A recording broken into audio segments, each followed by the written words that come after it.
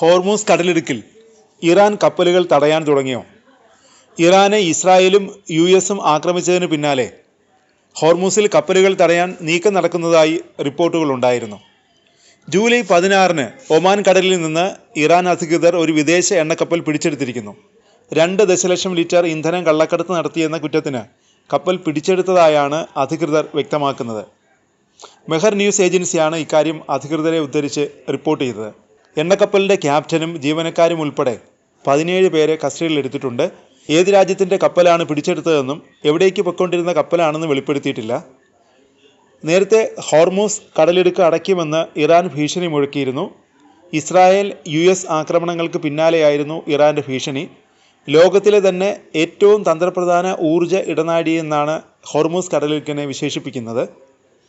Hormuz കടലിടുക്ക് അടച്ചിടാനുള്ള നീക്കത്തിലാണ് Iran എന്നും റിപ്പോർട്ടുകൾ വന്നിരുന്നു. അങ്ങനെ ചെയ്താൽ അത് ലോകത്തെ മുഴുവൻ ബാധിക്കുന്ന ഒരു നടപടിയായിരിക്കും.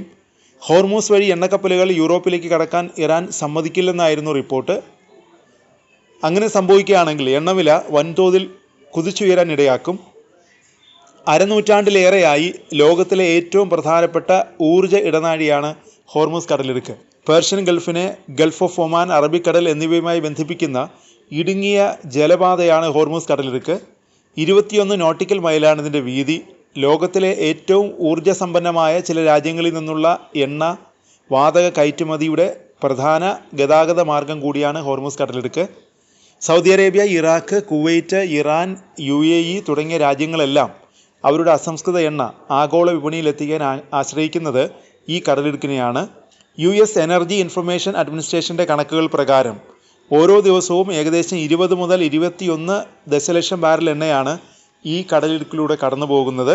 ഇത് ലോകത്തിലെ പ്രതിദിന ഉപഭോഗത്തിൻ്റെ ഏകദേശം 1/5. ദ്രവീകൃത പ്രകൃതിവാതകത്തിൻ്റെ അഥവാ LNGയുടെ ഒരു പ്രധാന പാത കൂടിയാണിത്. ഹോർമൂസ് കടലിടുക്ക് ഇതിനു മുമ്പ് ഒരിക്കലും പൂർണ്ണമായി അടച്ചിട്ടില്ല.